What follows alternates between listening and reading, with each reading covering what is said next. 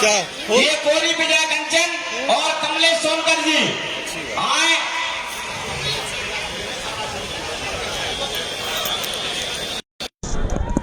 भाई सम्मानित भूपेंद्र आर्य जी विजय कंचन जी आए और माननीय मुख्य अतिथि का बड़ी माला पहनाकर सम्मान करें। सम्मानित संतोष राज जी आए, कोरी समाज से विजय कंचन कहाँ है? कमलेश सोनकर जी आज जल्दी आए, ये सोनकर समाज की ओर से। कौन सा कहाँ है? कमलेश सोनकर जी आओ।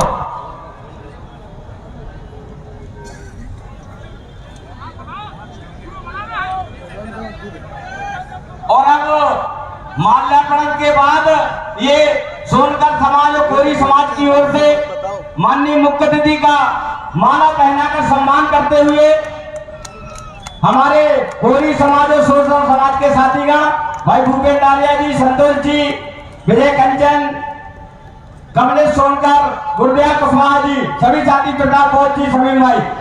और अब मोमेंटो के लिए अरविंद इंजीनियर अरविंद ओझा जी, चांदी का मुकुट माननीय श्रीपाल जी, जगजीवन अहवाल चेयरमैन साहब कालपी और छुन्नापाल कालपी, ये साथी आए और माननीय मुख्य अतिथि को मुकुट पहनाकर इनका सम्मान करें। चांदी का सम्मानी हाँ पंजू जी, रफी अहमद पंजू जी। इसके बाद इंजीनियर अरविंद ओझा जी, पूर्व बुंदेलखंड प्रभारी विश्वकर्मा भाईचारा, इनसे अनुरोध करें कि वो आए और माननीय मुख्य अतिथि को मोमेंटो भेंट करें। भाई बिंदा सिंह, पूर्व बुंदेलखंड प्रभारी विश्वकर्मा भाईचारा, फिरोज सिद्दीकी, विधानसभा महासचिव झांसी, राजकुमार अग्रवाल समाज झांसी, ये मोमेंटो भेंट करते हुए और मान्य गदा भेंट किया है इन्होंने माननीय मिश्रा जी को। अब रोहित रतन जी प्रत्याशी 224 मौलानीपुर मोमेंटो भेंट करेंगे। सम्माननीय रोहित रतन जी, सम्माननीय वीर सिंह गुर्जर जी, वरिष्ठ नेता गरोठा, ये आए जी। और ये अनीस राइन जी, मंडल संयोजक भाईचारा, मनोज अहरवार जी, मंडल संयोजक भाईचारा, और सम्माननीय दयाराम अहरवार जी, जिलाध्यक्ष ललितपुर, सम्माननीय दशरथ सिंह राजपूत, नन्ना करारी प्रत्याशी 222 विधानसभा नवीना, सम्माननीय लक्ष्मी नारायण राजपूत, वरिष्ठ नेता, सम्माननीय जिलाध्यक्ष राजू रायपाल राजू राजगढ़ जी, सम्माननीय आसाराम और गुड्डू भारती मेहरौनी, राजपाल गौतम मोमेंटो भेंट करेंगे। सम्माननीय कैलाश पाल जी, मुख्य सेक्टर प्रभारी, सम्माननीय माननीय महेश रिसारिया जी, वरिष्ठ नेता 227 मेहरौनी, और ये चंद्रशेखर रायपाल जी, जिला महासचिव झांसी, सम्माननीय जिला पंचायत सदस्य राघवेंद्र पांडे जी आए और मोमेंटो भेंट करें। ये नन्ना जी, बहन रजनी गौतम जी, ये सदस्य जिला पंचायत बौरानीपुर झांसी जिले की, सम्माननीय जिलाध्यक्ष सम्माननीय शीतल कुशवाहा जी, माननीय सम्माननीय कैलाश साहू जी, पूर्व विधायक इंजीनियर शीतल कुशवाहा जी, माननीय मिश्रा जी को नकुल दुबे साहब का मोमेंटो भेंट करेंगी। सम्माननीय रोहित रतन जी आए और माननीय मुख्य अतिथि को मोमेंटो भेंट करें। सम्माननीय संतोष राज वर्मा, हाँ शीतल कुशवाहा जी, सम्माननीय नकुल दुबे को मोमेंटो भेंट करती हुई, और ये शीतल कुशवाहा जी, सत्येंद्र प्रताप और श्रीपाल जी, प्रत्याशी 221 विधानसभा उरई, माननीय मुख्य अतिथि जी को मोमेंटो भेंट करते हुए। सम्माननीय इमरान लाइन मुस्लिम भाईचारा, सम्माननीय रतनलाल अहरवार जी, पूर्व मंत्री उत्तर प्रदेश आए और माननीय मुख्य अतिथि को मोमेंटो भेंट करें। इमरान लाइन और सत्यप्रकाश अम्बेडकर मुस्लिम भाईचारा आए और माननीय मुख्य अतिथि को मोमेंटो भेंट करें। संजय गौतम उरई, पूर्व जिलाध्यक्ष जालौन, और मान सिंह चौधरी जी, ये सभी साथी आए और माननीय मुख्य अतिथि को मोमेंटो भेंट करें।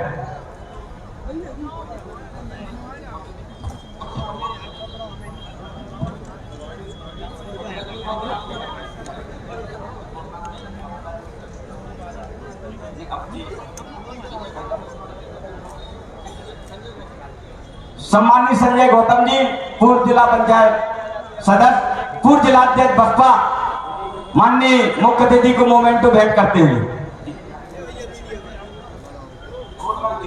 सम्मानित धीरेन्द्र चौधरी जी आए और माननीय मुख्य अतिथि जी को सम्माननीय धीरेन्द्र चौधरी जी, पूर्व जिलाध्यक्ष जालौन, वर्तमान जिलाध्यक्ष जालौन,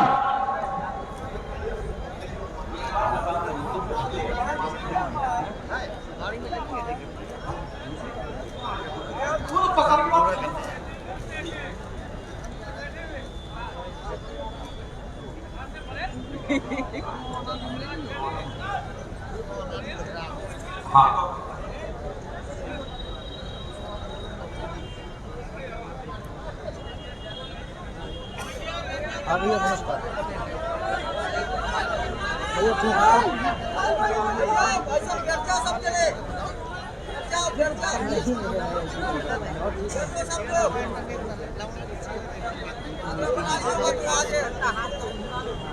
तो हम फोन करते हैं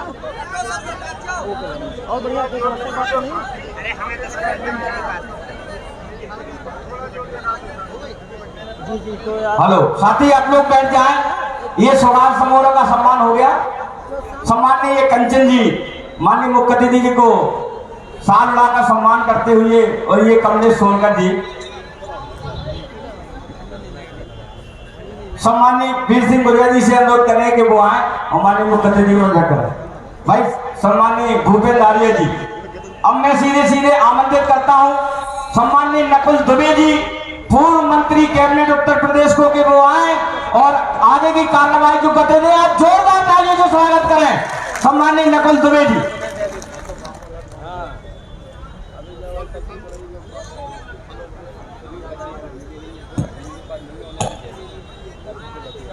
सर्वप्रथम भारतीय संविधान के रचयिता परम पूज्य बाबा साहब भीमराव अम्बेडकर एवं बहुजन समाज पार्टी के संस्थापक माननीय कांशीराम साहब को श्रद्धांजलि अर्पित करते हुए आज बुंदेलखंड की इस धरती पर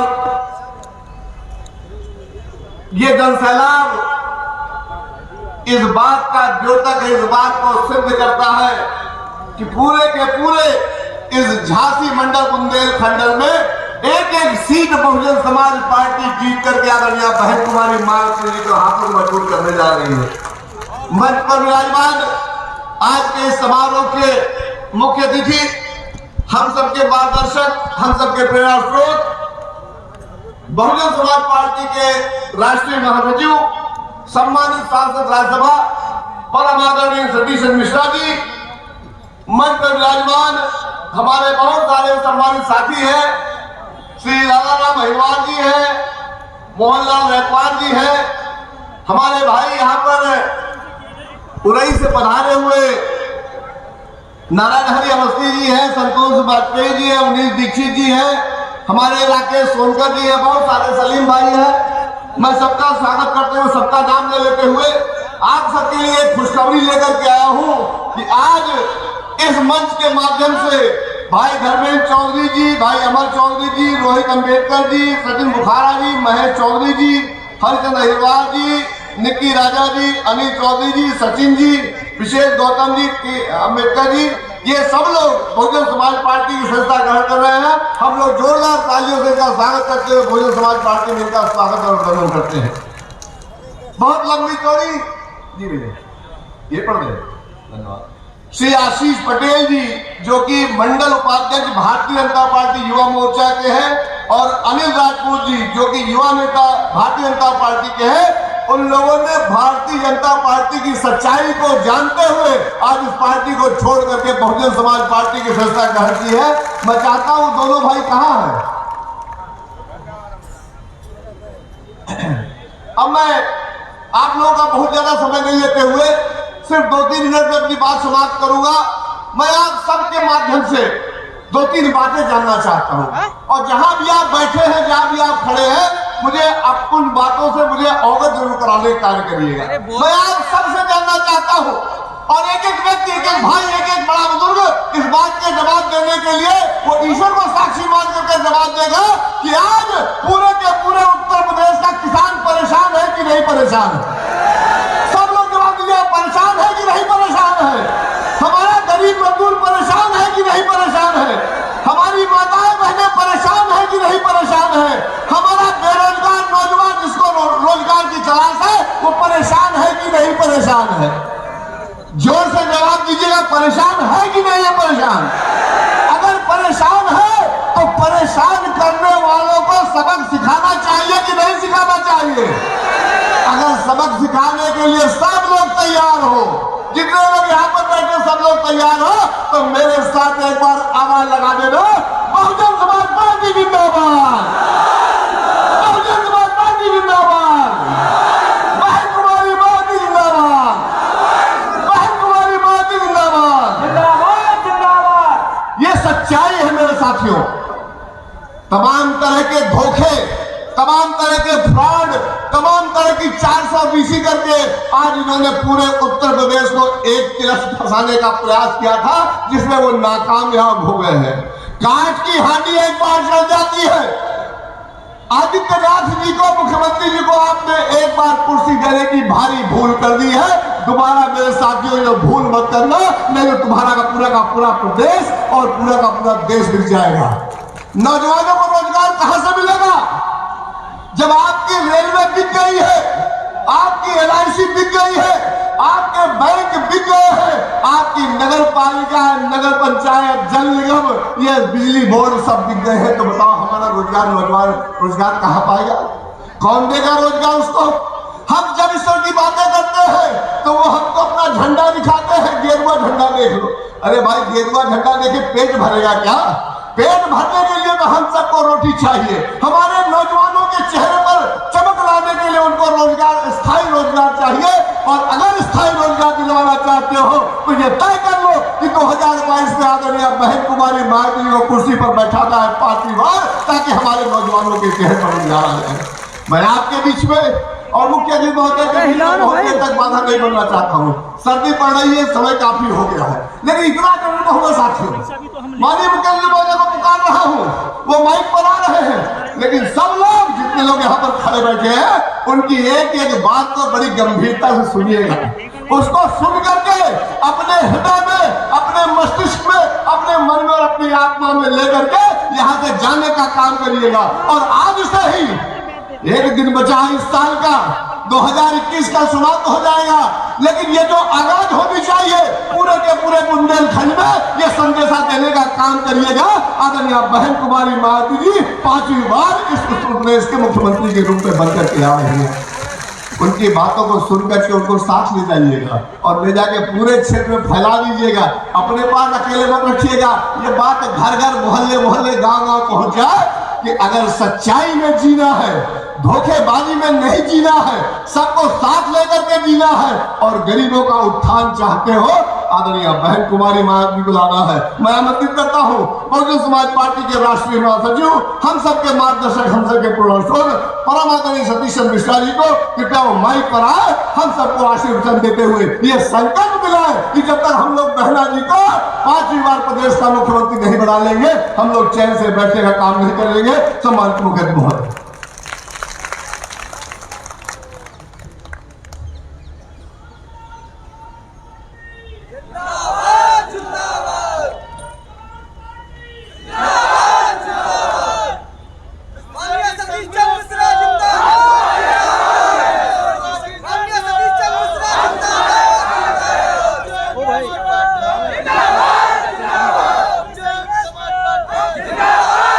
सबसे पहले संविधान के रचयिता डॉक्टर बाबा साहब भीमराव अंबेडकर तथा बहुजन समाज पार्टी के संस्थापक माननीय श्री काशीराम जी को श्रद्धा सुमन अर्पित करते हुए हिलाओ ना यार। मंच पर आसीन श्री मोहनलाल रेखवार जी, बुंदेलखंड प्रभारी सामाजिक भाईचारा श्री ओम प्रकाश अहिरवार जी, श्री लालाराम अहिरवार जी, श्री मनीष रायन जी, श्री मनोज अहिरवार जी, श्री अवनीश दीक्षित जी, श्री रमेश बाबू दोहरे जी, श्री राजू राजाद जी, जिला अध्यक्ष झांसी श्री रोहित रतन जी, जो कि जिनको की बहन मायावती जी ने आशीर्वाद देकर के आपका आशीर्वाद प्राप्त करने के लिए मौरानीपुर विधानसभा से प्रत्याशी के रूप में भेजने का काम किया है। श्री दशरथ सिंह राजपूत जी, जिनको की बबीना से विधानसभा से बहन मायावती जी ने आपके बीच में आपका आशीर्वाद प्राप्त करने के लिए भेजा है। श्रीमती शीतल कुशवाहा जी, जो कि माधोगढ़ से विधानसभा के प्रत्याशी के रूप में बहन मायावती जी का आशीर्वाद लेकर के आपका आशीर्वाद प्राप्त करने के लिए आपके बीच में आई।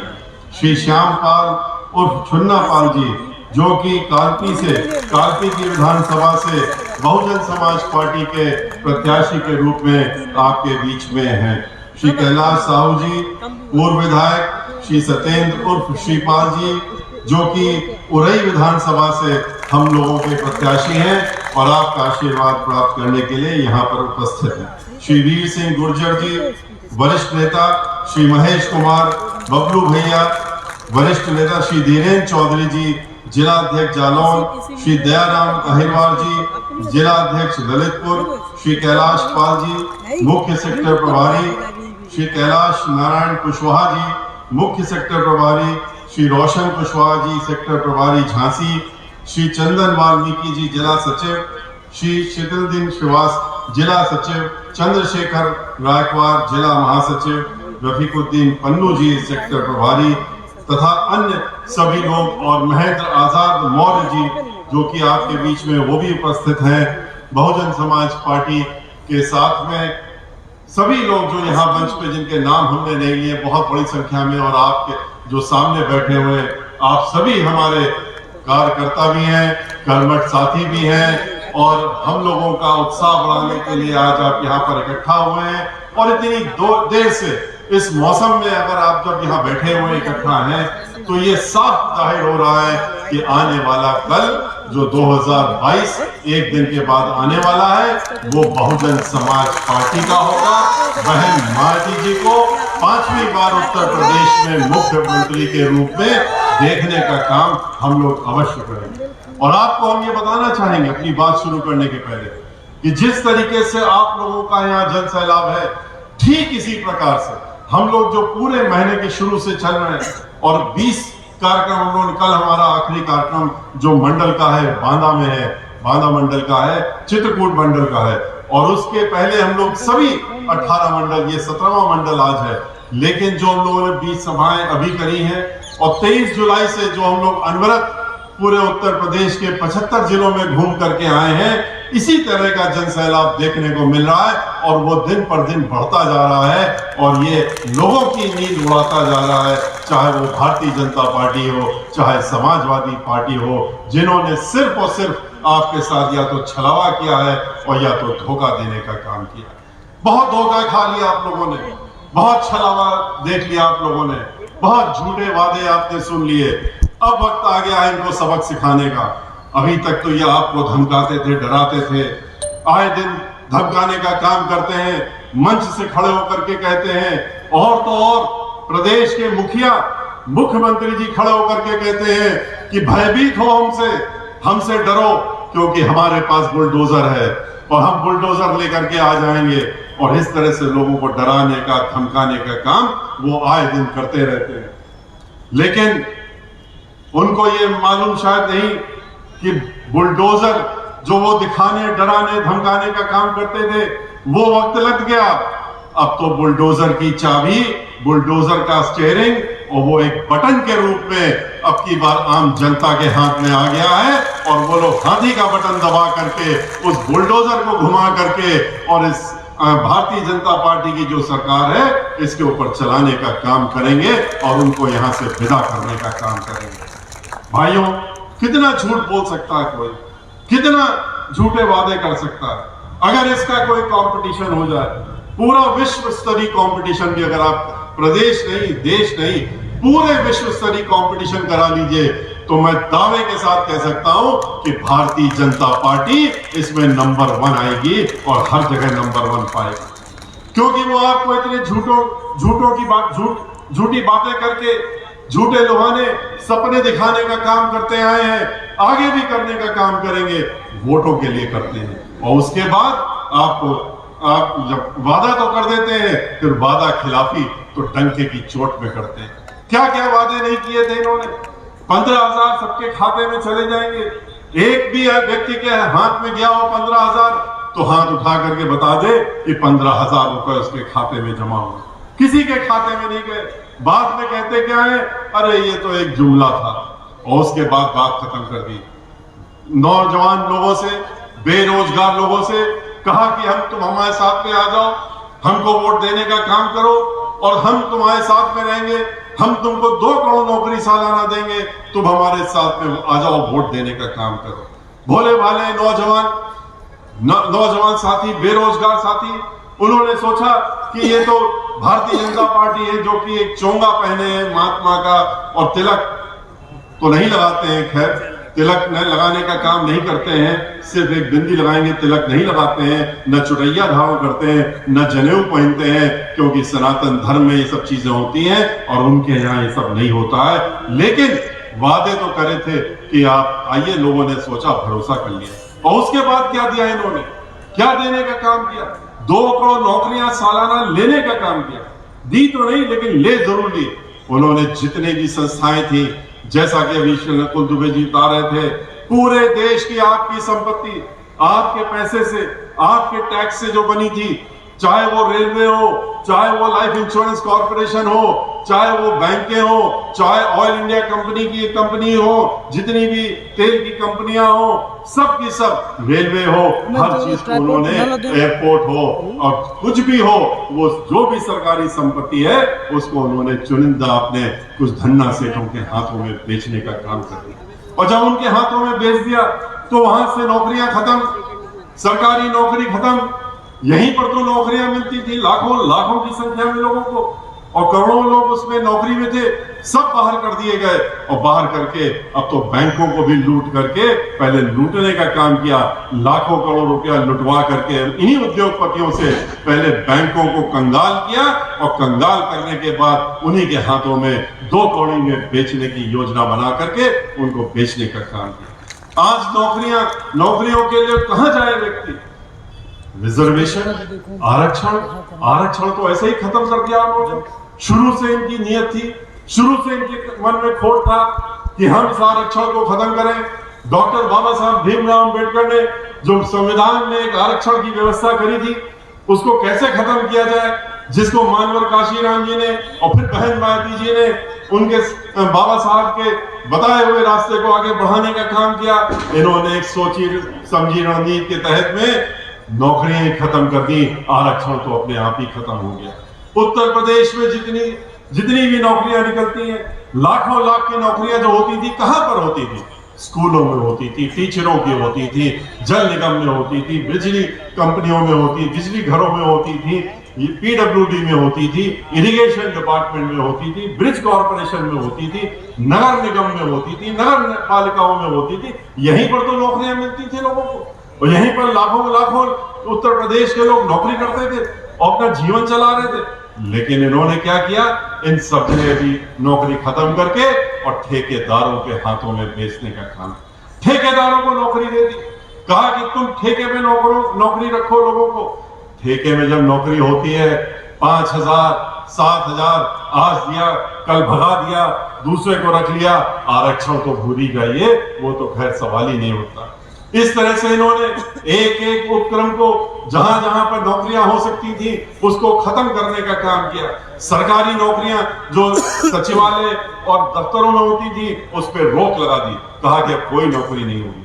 लेकिन इसके ठीक विपरीत, याद करिए, बहन मायावती जी ने आते ही जिस साल जैसे ही उन्होंने शपथ ली थी, 6 महीने के अंदर उन्होंने पूरी पारदर्शिता रखते हुए 1,08,000 से ज्यादा सफाई कर्मियों को हर जिले में उन्होंने नौकरी देने का काम किया। उसके बाद 2 लाख सिपाही भर्ती उन्होंने करने का काम किया था, 2 लाख अध्यापकों को नौकरी दी थी।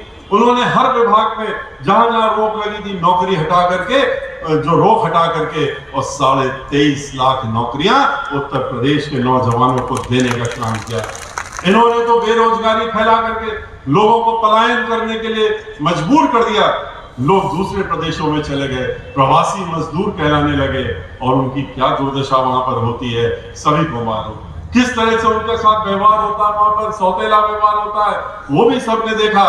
लेकिन बहन मायावती जी ने अब की बार आप लोगों ने भी सुना होगा 7 सितंबर को जब उन्होंने अपना भाषण दिया था और 9 अक्टूबर को जब 5 लाख से ज्यादा लोग इकट्ठा हुए थे लखनऊ में मानवर काशी राम जी की पुण्यतिथि पर, तो उन्होंने जब अपनी बात रखी थी उन्होंने क्या कहा? उन्होंने कहा था अब की बार हमारी जब सरकार बनेगी तो अब की बार हमारी पहली प्राथमिकता होगी कि हम यहां से बेरोजगारी दूर करके और अपने प्रदेश के लोगों को प्रदेश से बाहर जाने से रोके और प्रदेश में नौकरी दें। क्योंकि उन्होंने भी वो मंजर देखा जो हम लोगों ने देखा, किस तरह से 250-250 किलोमीटर 500-500 किलोमीटर पैदल चल करके लोग आते रहे और हमारी सरकार आराम से बैठी देखती रही, तस्वीरें देखती रही। टेलीविजन में दिखाया जा रहा है एक बच्चे को सूटकेस में बैठा लिटा करके एक महिला लिए चली आ रही पैदल, लेकिन इनके ऊपर कोई असर नहीं कोरोना के दौरान में। और किस तरह से लोगों के साथ में, चाहे वो महाराष्ट्र हो चाहे कहीं पर हो, उनके साथ में व्यवहार हुआ, प्रवासी मजदूरों के साथ सबने देखा, लेकिन इनके ऊपर कोई असर नहीं होता। कितने लोग मर गए कोरोना में, लाखों लाख लोग मर गए, उनकी मृत्यु हो गई। इतने किस तरह से मरे? ऑक्सीजन की कमी से मर गए, डॉक्टरों की कमी से मर गए, इंजेक्शन नहीं मिला उनको उसकी कमी से मर गए, उनके पास सिलेंडर नहीं है पहुंच पाया उसकी वजह से मर गए, दवाइयां नहीं मिली उसकी वजह से मर गए, लेकिन इनके ऊपर कोई असर नहीं। ये क्या कहते रहे? प्रदेश के मुखिया अपनी पीठ थपथपा के कहते रहे और आज भी डंके की चोट में कहते हैं कि कोई भी मृत्यु उत्तर प्रदेश में कोरोना में किसी ऑक्सीजन की कमी से, दवाई की कमी से नहीं हुई। इतनी मौतें हुई कि जलाने की जगह नहीं मिली लोगों को, लकड़ियां खत्म हो गई, दफनाने की जगह नहीं मिली, गंगा नदी में बहा दिया गया और गंगा किनारे किस तरह से लोगों को दबा के दफनाया गया, उसके बाद किस तरह से जानवरों ने आके उनको नोचने खसोटने का काम किया, वो भी घृणित हम लोगों ने तस्वीरें टेलीविजन में देखी, अखबारों में भी देखी, लेकिन इनके ऊपर कोई असर नहीं। कहते हैं कि हम तो बहुत अच्छा काम कर रहे हैं, रोजाना आप अखबार में देखेंगे, टेलीविजन खोलेंगे उसमें देखेंगे, हर जगह हर पन्ने में उनकी तस्वीर, और क्या लिखा रहता है कि हमने बहुत बढ़िया काम किया है।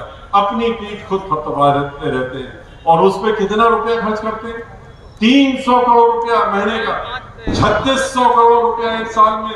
सोचिए 5 साल में 20,000 करोड़ रुपए इन्होंने अपने ऊपर खुद से अपनी तस्वीर अखबारों में और साइन बोर्ड में छापने के लिए लगा दिया। अगर यही रुपया इन्होंने गरीबों के ऊपर लगा दिया होता, दवाइयों में लगा दिया होता, अस्पतालों में लगा दिया होता, ऑक्सीजन में लगा दिया होता, खाने जो सड़ा खाना बच्चों को स्कूल में मिला जिसकी वजह से कितनी हमारी छोटी छोटी बच्चियां और वो स्कूल में बीमार हो गई, बहुत गंभीर रूप से बीमार हुई, उनको खाना मिल गया होता अगर ये रुपया इन्होंने इन चीजों में लगाया होता, लेकिन अपने ऊपर लगा रहे। और रोजाना क्या दिखाते हैं? कहते हैं कि हमने आज ये पत्थर लगा दिया, आज वो पत्थर लगा दिया।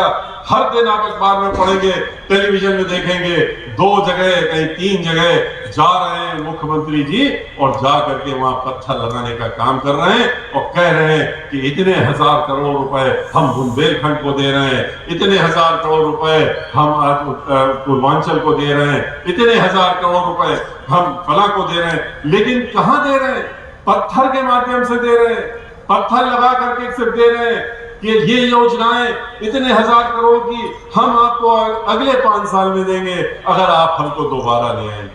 अरे भाइयों बहनों, उनसे ये तो पूछिए पिछले इस 5 साल में आपने क्या किया? अगर आपको यही सब करना था, ये पत्थर लगाने थे, तो जब सरकार आपकी बनी थी 5 साल पहले, तब क्यों नहीं पत्थर लगा लिए?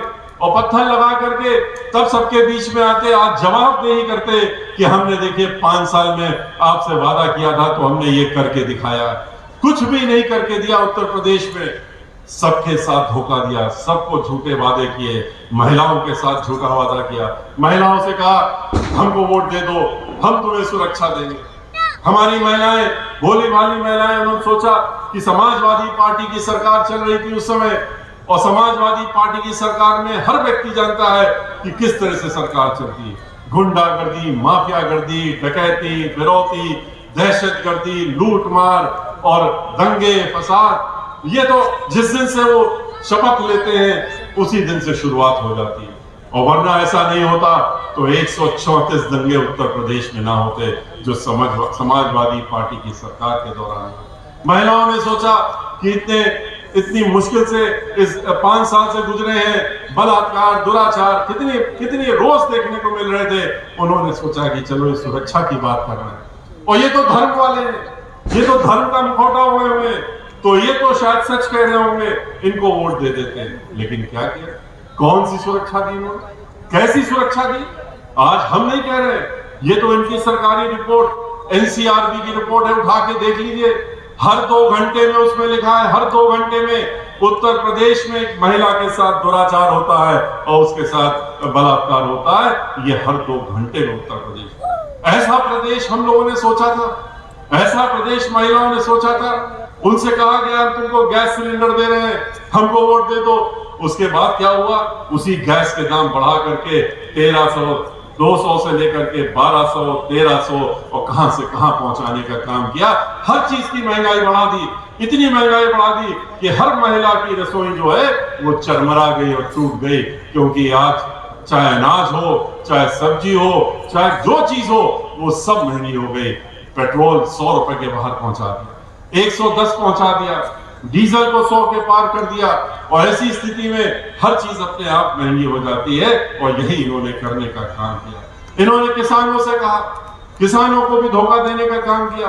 किसानों से कहा कि हम तुम्हें जो है हम तुम्हारी आमदनी 2 गुना कर देंगे, 2 गुना हमको वोट दे दो। उन्होंने वोट दे दिया।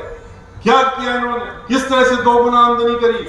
उनको 25 रुपए उनके गन्ना के मूल्य में अभी पिछले महीने इन्होंने बढ़ाने का काम किया, और वो भी उनको अभी मिलेगा नहीं। कब मिलेगा किसी को नहीं मालूम, लेकिन 25 रुपए, 5 रुपए के हिसाब से सालाना इस तरह से गन्ना का दाम बढ़ाने का काम किया। और कहते थे कि हम 2 गुना कर देंगे। पार्लियामेंट में भी बोले, चुनाव के पहले आके हर जगह जा जाके किसानों से कहा, ठीक उसी प्रकार जैसे महिलाओं से कहा। लेकिन जो कहते हैं उसका ठीक उल्टा करते हैं। महिलाओं के साथ सुरक्षा की बात कर रहे थे, क्या हुआ हाथरस में? हाथरस में किसी से छुपा हुआ? हाथरस में किस तरह से हमारी बेटी, हम लोगों की दलित समाज की बेटी, उसके साथ में किस तरह से पहले बलात्कार होता है। बलात्कार होने के बाद जब उसकी मृत्यु हो जाती है, तो मृत्यु होने के बाद उसका शरीर भी उनके घर वालों को नहीं देने देते हैं। मुख्यमंत्री जी खुद बैठ करके टेलीविजन के सामने और अपना फोटो भी खिंचवा रहे थे, दिखा रहे थे कि हम देख रहे हैं। और जिला मजिस्ट्रेट को आदेश था कि हम देख रहे हैं तुमको, तुम क्या कर रहे हो। और किसी भी हालत में इस लड़की का शरीर उनके परिवार वालों को नहीं मिलना चाहिए। और क्यों नहीं मिलना चाहिए? क्योंकि इसमें जो लोग आरोपी हैं वो हमारे अपने हैं, हमारे चहेते हैं, उनको हमें बचाना है। और इसलिए उसका शरीर उनके घर वालों को नहीं देने दिया। और उसके बाद क्या हुआ वो भी सबने देखा, कितना घृणित कार्य हुआ। मैं उसकी माँ, उसके घर वाले रोते रहे, बिलखते रहे, चिल्लाते रहे। उनको सिक्जे में घर के अंदर बंद कर दिया, ताला लगा करके, शरीर भी नहीं देखने दिया, उनका चेहरा भी नहीं देखने दिया लड़की का। और ले जा करके 2:30 बजे रात में एक कांस्टेबल के 2-3 कांस्टेबल के माध्यम से मिट्टी का तेल डाल करके उसको जलाने का काम। ये तो महिलाओं की इनके यहाँ सुरक्षा है, महिलाओं के बारे में सोच है। और इसी प्रकार से खाली ये दलितों को अपना विरोधी तो मानते ही हैं, दलितों से तो घृणा करते ही हैं, लेकिन ये ब्राह्मण समाज से भी घृणा करते हैं। ब्राह्मण समाज को भी अपना उतना ही विरोधी मानते हैं, और ब्राह्मण समाज को इतना विरोधी मानते हैं कि उसका चेहरा भी नहीं देखना चाहते हैं, उसका नाम भी नहीं सुनना चाहते हैं। ब्राह्मण समाज का नाम सुनते ही उनका चेहरा लाल हो जाता है। और 500 ब्राह्मण समाज की हत्याएं हो गई पूरे प्रदेश में। 500 ब्राह्मण समाज, 100 से ज्यादा ब्राह्मण समाज के लोगों का इनकाउंटर हो गया। ऐसी नाराजगी ब्राह्मण समाज से, इतना नाराज कि हम चेहरा नहीं देखते, मत देखो। लेकिन ये सब तो मत करो। किस तरह से बुंदेलखंड में, आप ही क्या महोबा में, ब्राह्मण समाज के एक व्यक्ति को जो व्यापारी था, किस तरह से गाड़ी के अंदर उसके एक आईपीएस अधिकारी गोली से मार के उसकी हत्या कर देता। और उसके बाद वो आईपीएस अधिकारी आज 1.5 साल हो गया, लेकिन आज तक उसको नहीं ढूंढ पाए। अभी कोई और होता तो 24 घंटे भी नहीं निकलते, गाड़ी पलटती, गाड़ी से बाहर निकलता, गोलियों से भून दिया जाता, एनकाउंटर हो जाता। लेकिन वहां पर आज 1.5 साल हो गया है न लखनऊ में जिस तरह से पुलिस वाले ने एक ब्राह्मण समाज के व्यक्ति जो एप्पल कंपनी में काम करता था उसको रोका, उसका नाम पूछा और जैसे ही उसने बताया तिवारी, उसके सीने में गोली मार दी और उसकी वहीं पर मृत्यु हो गई। लेकिन आज तक कोई कार्रवाई नहीं, कुछ नहीं। किस तरीके से व्यापारियों के ऊपर भी हमला, गोरखपुर में होटल में व्यापारी सो रहा है, दरवाजा तोड़ करके और उसके मार के उसकी मृत्यु कर दी जाती है। आज ब्राह्मण समाज के लोग पूरे प्रदेश में इनसे दुखी होकर के, आतंकित होकर के और बहुजन समाज पार्टी के साथ जिसने कि उनका मान सम्मान और स्वाभिमान बनाने का काम किया था, बढ़ाने का काम किया था 2007 में, आज फिर से पूरी ताकत लगा करके और भाईचारा बना करके, दलित समाज के साथ भाईचारा बना करके, और उन्होंने भी तय कर लिया है कि अब की बार उत्तर प्रदेश में हम बहुजन समाज पार्टी की सरकार बनाने का काम करेंगे, चाहे कुछ भी हो। और आप जानते हैं कि 14% है ब्राह्मण समाज के लोग, कितना दबाएंगे उनको? 3 करोड़ से ज्यादा लोगों को कितना दबा सकते हैं आप? कितना उनके ऊपर आप हमलावर होंगे? लेकिन 3 करोड़ लोग बहुत होते हैं।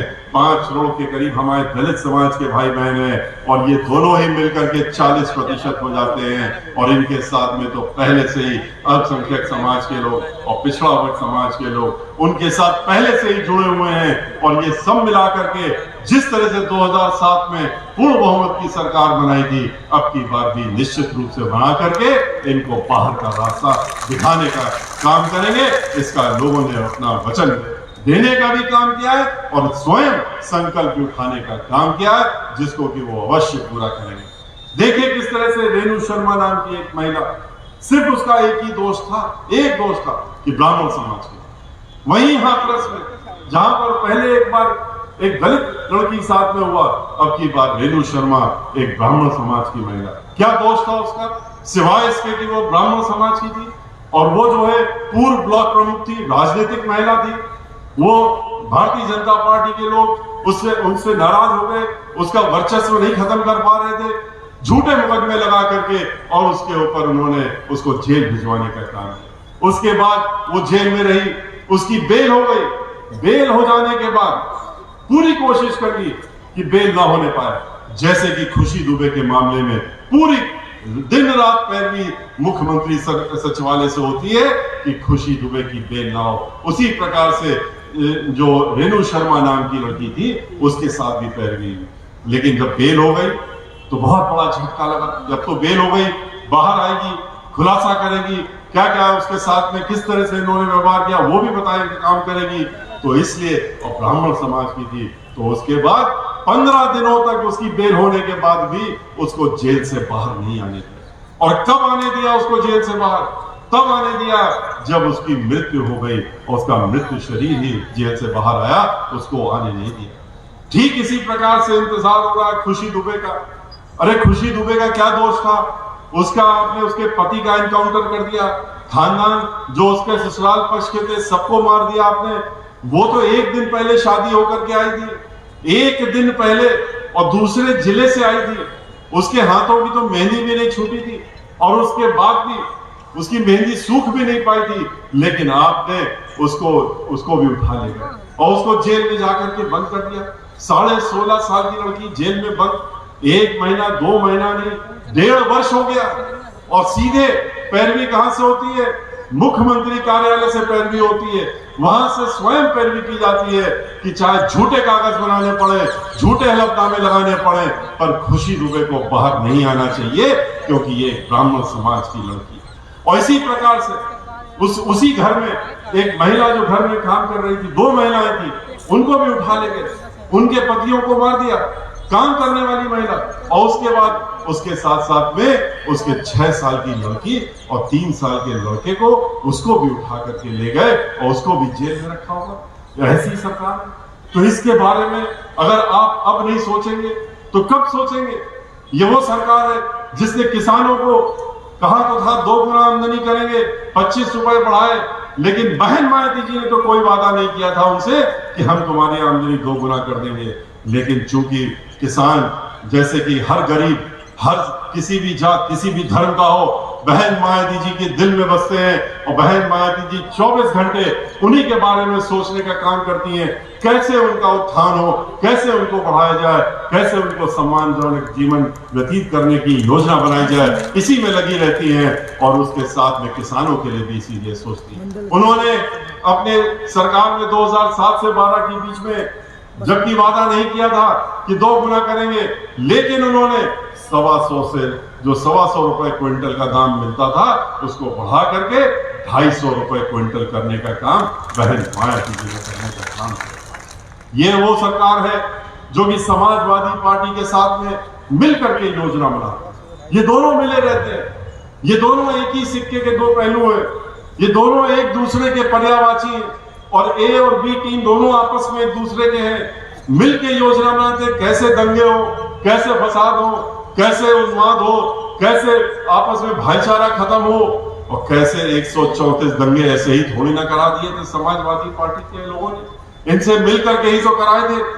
और आपने भी देखा 2003 में सरकार कैसे बनी थी, श्री मुलायम सिंह यादव जी की, समाजवादी पार्टी की, भारतीय जनता पार्टी ने बनवाने का काम किया था। समाजवादी पार्टी की सरकार बहुजन समाज पार्टी के सहते सवेले तोड़ करके उनके तत्कालीन जो अध्यक्ष थे विधानसभा के भारतीय जनता पार्टी के, उन्होंने एक गैर कानूनी आदेश से, असंवैधानिक आदेश से और उनका विलय कराने करके और सरकार बनाने का काम किया। भारतीय जनता पार्टी ने समर्थन दिया, इस तरीके से समर्थन दिया कि विलय करवा दिया। कांग्रेस पार्टी ने भी अपना समर्थन दिया और उसके बाद वो सरकार बनी थी।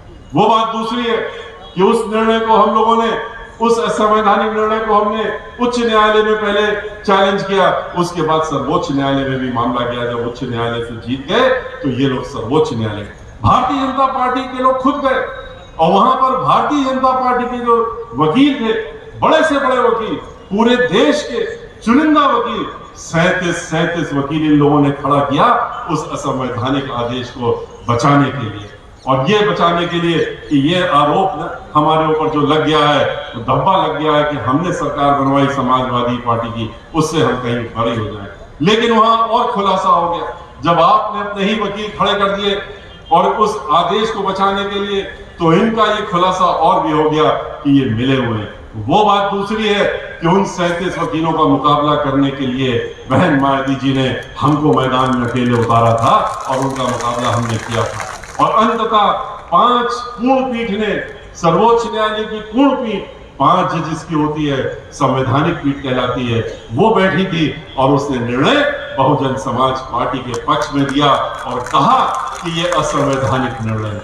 तो ये लोग तो आपस में शुरू से मिले रहे और अब तो और भी बड़ा खुलासा कर दिया। 4 दिन पहले अपनी तस्वीर, खुद ही इनकी तस्वीर बाहर आ गई। मीडिया के लोगों को हम धन्यवाद देते हैं जिन्होंने उसका खुलासा करके टेलीविजन में, अखबार में, सोशल मीडिया में हर जगह उस तस्वीर को दिखाने का काम किया कि देखो कितना मिले हुए एक दूसरे से। श्री मुलायम सिंह यादव जी और आरएसएस के मुखिया, वो दोनों आरएसएस के मुखिया और श्री मुलायम सिंह यादव जी दोनों मिल करके सोफे में बैठ करके आगे की उत्तर प्रदेश की रणनीति बना रहे थे, तय कर रहे थे कि अब कैसे उन उत्तर प्रदेश के चुनाव में आगे की रणनीति बनानी है, इसके लिए कर रहे थे। इसके पहले भी आपने देखा कि किस तरीके से कल्याण सिंह जी, उनको इन्होंने अपनी पार्टी में लाने का काम किया था, किस तरह से साक्षी महाराज जी, उनको अपनी पार्टी में मिला करके और उनको चुनाव लड़ा करके एमपी बनाने के लिए मैदान में उतारने का काम किया था। तो ये लोग कहते किसी और के लिए, असलियत क्या है? हमारी तब उंगली उठाने की कोशिश करते हैं, लेकिन वो उंगली, 5 उंगलियां उनकी तरफ चली जाती हैं जब ये सब चीजें सामने आती हैं। ये हमने नहीं, अब ये तस्वीर तो हमको हमारे एक अल्पसंख्यक समाज के हमारे एक साथी ने भेजने का काम किया, कहा था देख लीजिए ये हम लोगों को जो बरगलाते रहते हैं, कहते रहते हैं, इनका असली चेहरा जो आप बताते हैं वो सामने आ गया है। ये एक ही सिक्के के 2 पहलू हैं, इनमें कोई फर्क नहीं। उत्तर प्रदेश में विकास के नाम पे कुछ नहीं, सिर्फ विनाश के नाम पे, सिर्फ डराना धमकाना, इससे प्रदेश नहीं चलता। और सिर्फ धर्म के नाम पर चोंगा पहन करके प्रदेश नहीं चलता है। धर्म के नाम पे आपने क्या किया? सिर्फ अधर्म करने का काम किया पूरे प्रदेश में घूम घूम के। आपने नाम के नाम पे वोट मांगने का काम किया। उनको भी आज तक आपने 2 साल हो गए सर्वोच्च न्यायालय के निर्णय आए हुए, अभी नींव तक नहीं डाली है। मंदिर क्या बनाएंगे? ये तो राम को अपना एक वोट की वस्तु मानते हैं और इसीलिए लेके घूमते रहते हैं। हम लोग दिल में, हमारे दिल में बसते हैं, हम लोग अपने मंदिरों में उनको रखते हैं, हम लोग उनकी पूजा अर्चना करते हैं, हम लोग आस्था से उनका ध्यान रखते हैं। लेकिन ये लोग ले करके घूमते हैं कि भाई राम के नाम पे वोट दे दो, और नोट भी दे दो, वोट तो दो, नोट भी मांगते हैं। सर्वोच्च न्यायालय का निर्णय आया, लाखों करोड़ रुपए इकट्ठा कर लिए, घर घर जा करके दे दो भाई, हमारी झोली में डाल दो, हमको मंदिर बनाना है। कहां गया वो मंदिर? कहां है वो मंदिर? हम तो अयोध्या गए थे 23 जुलाई को, वहां पर तो अभी पहली नींव की खुदाई भी नहीं शुरू हुई थी, तो मंदिर क्या बनेगा? ये मंदिर नहीं बनाते हैं, ये राम को वोट की चीज बना के रखना चाहते हैं। और इनके साथ में एक खासियत ये भी है कि ये राम का नाम तो लेते हैं वोट के लिए, ये सीता का नाम कभी नहीं लेते, क्योंकि महिलाओं के बारे में इनकी अलग सोच है। और इसीलिए कभी भी इनके, आप किसी भी इनके नेता को, चाहे संत महात्मा जो इनके जो भी चोंगा पहन के या किसी भी तरह के आपके बीच में आ जाए, कभी भी सीता का नाम नहीं लेंगे, ये सिर्फ राम का नाम लेंगे। हम लोग सीताराम करके अभिवादन करते हैं, ये खाली राम का नाम लेते हैं। जबकि सबको मालूम है, सनातन धर्मियों को भी मालूम है कि बिन सीता राम नहीं, जैसे बिन राधिका श्री कृष्ण नहीं, उसी तरह। लेकिन इनको महिलाओं से उलझन, सनातन धर्म से उलझन है। सनातन धर्म को ही खत्म करने की योजना बना ली इन्होंने धीरे धीरे, और उसको बड़े षड्यंत्र के रूप में उत्तर प्रदेश से सनातन धर्म को समाप्ति की तरफ ले जाने की योजना बनाई। क्या तरीका अपनाया इन्होंने? संस्कृत विद्यालय, हम लोगों ने तो 375 के करीब संस्कृत विद्यालयों को अनुदान दिया था उत्तर प्रदेश में, जो कि गैर सरकारी थे। इन्होंने वो तो बंद कर ही दिया। जो सरकारी संस्कृत विद्यालय थे, महाविद्यालय थे और जो स्कूल थे, उनको भी इन्होंने बंद कराने का काम धीरे धीरे कर दिया। और इन्होंने 1500 जो संस्कृत विद्यालय थे उसमें पैसा न दे करके, जो सरकारी थे अध्यापक न दे करके, वहां 500 पे पहुंचाने का काम कर दिया। 500 जो महाविद्यालय थे उनको 100 पे लाने का काम कर दिया।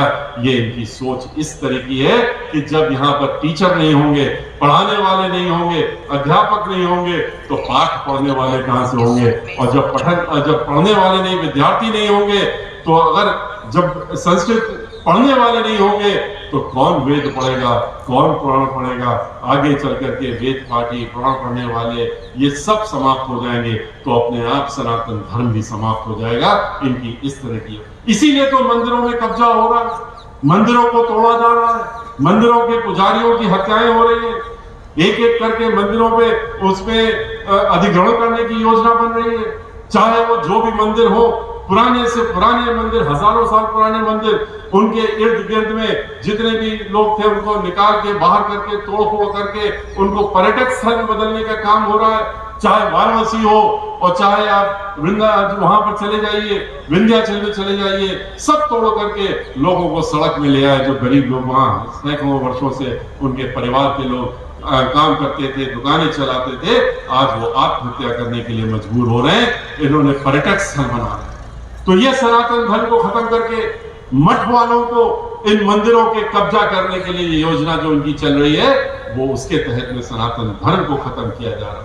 मठ के लोग जाकर के मंदिरों में कब्जा कर रहे हैं, वहां के पुजारियों को मंदिरों से निकाल करके, बाहर करके, और कहते हैं कि हमको वहीं से सीधे भेजा गया है, अब उस मंदिर पे हमारा कब्जा हो गया। और कब्जा करने का, इसलिए इन सब चीजों से इनसे सतर्क रहना है। विकास के नाम पे कुछ नहीं करते हैं। बहन मायावती जी की याद करिए उनके कार्यकाल को, किस तरह से उन्होंने विकास की गंगा बहाई थी पूरे प्रदेश में। 5 साल की जब बहुमत की सरकार आई, उन्होंने पूरा प्रदेश अंधेरे में था।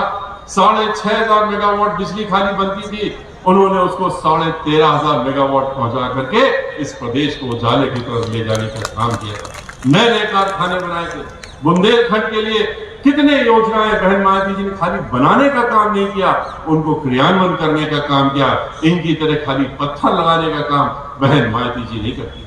29,500 गांव उत्तर प्रदेश के जो अंबेडकर ग्राम के नाम से जाने जाते हैं, उनका समग्र विकास बहन मायावती जी ने करने का काम किया। 29,000 से ज्यादा प्राइमरी स्कूल बनाने का काम किया। 5,500 जूनियर हाई स्कूल बनाए, 1 दर्जन से ज्यादा उन्होंने यूनिवर्सिटी और मेडिकल कॉलेज बनाने का काम किया। इसके साथ साथ में हर जिले में जो दलित समाज के लोग हैं, गरीब समाज के लोग हैं और जो अन्य लोग हैं, उनके लिए खास तौर से योजनाएं बनाई और बनाने का काम किया। उनके लिए उन्होंने हॉस्टल बनाए, पढ़ने लिखने की योजनाएं बनाई, लड़कियों के लिए योजना बनाई, महिलाओं के जो प्रमुख महिला है घर की, उसके हाथ में 400 रुपए महीना के हिसाब से हर महीने पहुंचने की योजना बनाई। गरीब लड़की अगर पैदा होती, गरीब परिवार लड़की पैदा होती है तो 1 लाख रुपया उसके खाते में जमा हो, इसकी योजना बनाने का काम के साथ साथ में उन्होंने गरीबों को मुफ्त मकान देने की भी योजना बनाई। मानवर काशी राम जी के नाम से उन्होंने मुफ्त दो कमरे के मकान देने का काम किया। ये तो गरीबों की झोपड़ियों में जाते हैं, खाना खाने दिखावे के लिए मीडिया को लेकर के जाते हैं और कहते हैं कि हम खाना खा रहे हैं, तस्वीर खींच लो। खाना भी अपने साथ में खुद ले जाते हैं, पहले से खाना पहुंच जाता है, उस घर में बर्तन इनके पहुंच जाते हैं, तब ये खाना खाते हैं वहां बैठ करके और तस्वीर खिंचाते हैं कि देखो हम दलित के घर आए हैं, हम खाना खा रहे हैं और हम इनका कितने इनके शुभ चिंतक हैं। बहन मायावती जी इस तरह का नाटक नहीं करती, इस तरह का ढोंग नहीं करती है। बहन मायावती जी चाहे वो दलित परिवार के गरीब लोग हों, चाहे अन्य समाज के हों, उनको झोपड़ी से निकाल करके उनको पक्के 2-2 कमरे के मकान देने की योजना बहन मायावती जी ने बनाई। और एक को नहीं, उन्होंने 20 लाख से ज्यादा ऐसे लोगों को मकान देने का काम उत्तर प्रदेश में किया। 80 लाख से ज्यादा जो मकान बन रहे थे उसको बंद करने का, उसका काम बंद करने का काम समाजवादी पार्टी ने किया और फिर भारतीय जनता पार्टी ने भी उसको रोकने का काम किया। बहन मायावती जी ने 23 नए जिले बनाए, उत्तर प्रदेश में 23 नए जिले और 7 मंडल बहन मायावती जी की देन है जो उन्होंने नए बनाने का काम किया। जब जिला बनता है, मंडल बनता है, तो सभी को मालूम है कि उस जिले का समग्र विकास होता है, उस जिले की हर सुविधा देनी पड़ती है। बहन मायावती जी ने 23 जिले दे करके एक इतिहास बनाने का काम किया, नए मंडल बना करके एक सुचारू रूप से वहां पर लोगों के पास सरकार की जो योजनाएं हैं पहुंच सके, उसके लिए उन्होंने बनाने का काम किया। इसलिए भाइयों, इनका असली चेहरा पहचानिए, इनके जो मुखौटा है उसको पहचानिए, कह दीजिए इनसे अब आपके बीच में फिर आएंगे, फिर झूठे वादे करेंगे, फिर अपना चेहरा दिखाएंगे, फिर डराने का भी काम करेंगे, फिर धमकाने का भी काम करेंगे, बुलडोजर भी दिखाने का काम करेंगे, दहशत फैलाने का भी काम करेंगे, लड़ाई झगड़ा भी करवाने का काम करेंगे, तरह तरह के जुमले बोलने का काम करेंगे कि लोग भड़क जाएं। लेकिन अब की बार उत्तर प्रदेश की जनता पूरा सावधान है और पूरा उसने मन बना लिया है कि तुम कुछ भी कर लो, अब झूठे वादे नहीं चलने वाले हैं। अब अगर भविष्य हमें अपने प्रदेश की महिलाओं का देखना है, किसानों का देखना है, बेरोजगारों का देखना है, यहाँ के जो हमारे रोजगार करते हैं, जो लोग बिजनेस करते हैं, उनका अगर भविष्य देखना है, किसानों का देखना है, सबका देखना है, तो फिर अब की बार इनको हमें बाहर का रास्ता दिखाना पड़ेगा और उत्तर प्रदेश से बाहर भेजना पड़ेगा। और चाहे इसके लिए हम लोगों को उनको ले जा करके उत्तराखंड तक क्यों ना छोड़ना पड़े, लेकिन बाहर का रास्ता दिखाना पड़ेगा। और उत्तर प्रदेश में अब की बार बहुजन समाज पार्टी की सरकार बना करके, पूर्ण बहुमत की सरकार बनाते हुए बहन मायावती जी को 5वीं बार उत्तर प्रदेश को मुख्यमंत्री बनाना ही होगा। और इसका संकल्प आपको लेना होगा। 1 हफ्ता बचा, 1 हफ्ते के बाद अभी चुनाव की घोषणा हो जाएगी, उसके बाद आपके पास कुछ समय नहीं बचेगा। उसके अगर इस बीच में आपने अपनी पूरी ताकत नहीं लगा दी, आपने अपनी पूरी मेहनत नहीं कर दी, तो फिर पछताते रहेंगे। फिर उसी तरीके से पर्चे आउट होंगे, पर्चे लीक होंगे, कभी लेखपाल के इम्तिहान के, कभी पुलिस इंस्पेक्टर के इम्तिहान के, कभी टीईटी के, कभी डीएड के, और लाखों करोड़ रुपए उसमें आपसे वो ले लेंगे। और फिर टीचर लोग आंदोलन करेंगे, अध्यापक लोग करेंगे और लाठियां खाएंगे, डंडे खाएंगे, जिस तरह से अभी 6 महीने पहले हुआ। आपने देखा किस तरह से वित्त विहीन अध्यापक लोग जो थे, उनसे इन्होंने वादा किया था कि आप हमको वोट दे दीजिए, और वोट देने के बाद हम आपको जो है आपका हम सम्मान दे, जो है आपको पैसा देने का काम करेंगे। लेकिन उसके बाद क्या हुआ? 5 साल जब निकलने वाले थे तो वो लखनऊ चले गए, उन्होंने वहां जाके आंदोलन किया, विधानसभा को घेरने का काम किया। उसके बाद उनको क्या मिला? ठीक उसी प्रकार से जैसे किसानों के ऊपर गाड़ी रौंद करके 4 किसानों को मार दिया, 700 किसान शहीद हो गए, 3 काले कानून को वापस कराने के लिए ठीक उसी प्रकार से इन्होंने अध्यापकों के ऊपर भी लाठी डंडा और उन्होंने सर फोड़ने का काम किया। एक महिला ने जब अपना सर मुड़ा करके और विधानसभा के सामने सर मुड़ा लिया उन्हीं अध्यापिकाओं से, तो मीडिया के लोगों ने पूछा कि भाई तुमने सर क्यों मुड़ाया? तो उसने जवाब दिया, उसने कहा हम इनका आज सामूहिक रूप से इस सरकार का हम अंत्योष्टि घोषित कर रहे हैं, इसलिए हमने सर मुड़ाया। लेकिन इतना नाराज हो गए, इतना खफा हो गए हमारे प्रदेश के मुखिया इस बयान को सुन करके कि अगले दिन क्या बोले कि ये अध्यापक जिनके ऊपर लाठियां पड़ी, जिनके सर फोड़े गए, जो सर मुड़ा रहे हैं, तो इन्होंने ये इसी के लायक है। और क्यों इस लायक है? क्योंकि ये वो लोग हैं जिन्होंने पिछले जन्म में पाप किए थे, पिछले जन्म में इन्होंने बहुत ही गंभीर दुष्कर्म किए थे, और जिन्होंने दुष्कर्म किए थे, पाप किए थे, वही इस जन्म में अध्यापक बनेंगे। और इसीलिए इनका ये हालत हो रही है। इनकी हालत ऐसी ही होनी चाहिए, ऐसी सोच, वो भी अध्यापकों के बारे में जो कि हमको पढ़ाते हैं, आपको पढ़ाया लिखाया, उनके बारे में इस तरह की सोच ये कोई और नहीं कर सकता, खाली इन्हीं लोगों से उम्मीद कर सकते हैं। बहन मायावती जी के पास उन लोगों को हम लेकर के गए थे, उसके बाद हमारे पास आए, हम उनके पास गए, उन्होंने उनकी बात सुनी, उनको बहुत अफसोस हुआ उनकी बात सुनी। उन्होंने कहा आने दीजिए हमारी सरकार को, मैं तो खुद अध्यापक रही हूँ, राजनीति में आने के पहले मैं अध्यापक थी, तो मुझे मालूम है कि अध्यापकों की क्या परेशानियां होती हैं और कैसे उनका सम्मान होना चाहिए, और इस तरह की बात को कभी सोची भी नहीं जा सकती। उन्होंने वादा किया हमारी सरकार आने दीजिए, आते ही हमारी सरकार बनने के बाद हम आपकी जितनी भी ये समस्याएं हैं उनको दूर करने का काम करेंगे, ये हमारी जिम्मेदारी होगी। इसलिए भाइयों, इन सब बातों को ध्यान में रख करके, जैसा श्री नकुल दुबे जी ने कहा, यहीं पर मत छोड़ जाइएगा, अपने साथ ले जाइए, अपने साथियों के बीच में कहिए, उनको बताने का काम करिए और बताइए कि अगर आप चूक गए, अब की बात रह गए, तो फिर दोबारा पछताने का समय भी नहीं मिलेगा और उसका मौका भी नहीं मिलेगा, क्योंकि ये आपको फिर कहीं का नहीं छोड़ेंगे। अगर ये 5 साल फिर दोबारा से वापस आ गए, तो ये संविधान, ये वो लोग हैं जो संविधान को फाड़ने का, संविधान संशोधन को फड़वाने का काम भी समाजवादी पार्टी ने भारतीय जनता पार्टी के साथ मिलकर के जब रिजर्वेशन का बिल आया था तो करवाने का काम, ये वो लोग हैं। इनका असली चेहरा आपको ध्यान रखने की जरूरत है, लोगों को भी ध्यान दिलाने की जरूरत है। लेकिन अपनी बात समाप्त करने के पहले हम ये जरूर चाहेंगे कि एक बार अगर आप हमारे साथ में, हमारे साथियों ने जो बातें आपसे कही, पूर्व वक्ताओं ने कही, उनमें हमारे साथ में, और आपने ये निश्चय कर लिया है कि हमारे जितने भी प्रत्याशी हैं और बहुजन समाज पार्टी के लोग जहां जहां भी चुनाव लड़ेंगे, उसमें आप हाथी के निशान पर अपनी मोहर लगा करके उनको जिताने का काम करेंगे। तो मैं ये जरूर चाहूंगा कि इस संकल्प को आप जरूर हमारे साथ में दोहराइएगा कि अब की बात हम लोग बहन मायावती जी को 5वीं बार उत्तर प्रदेश का मुख्यमंत्री बनाने का संकल्प लेते हैं। और इसके लिए हम चाहेंगे कि आप खड़े होकर के एक बार अपने दोनों हाथ उठा करके हमको इशारा करने का काम करिए। हम भी समझाएंगे कि आप हमारे साथ में, आपके जिस तरह से हाथ उठा करके हम लोगों का हौसला बढ़ाने का काम किया है और ये संदेशा दे दिया है कि आने वाले वर्ष में जो एक दिन बाद आ रहा है वो आपका साल होगा, बहुजन समाज पार्टी होगी, बहन मायावती जी उत्तर प्रदेश की 5वीं बार मुख्यमंत्री होगी। इसी के साथ जय भीम, जय भारत, जय परशुराम।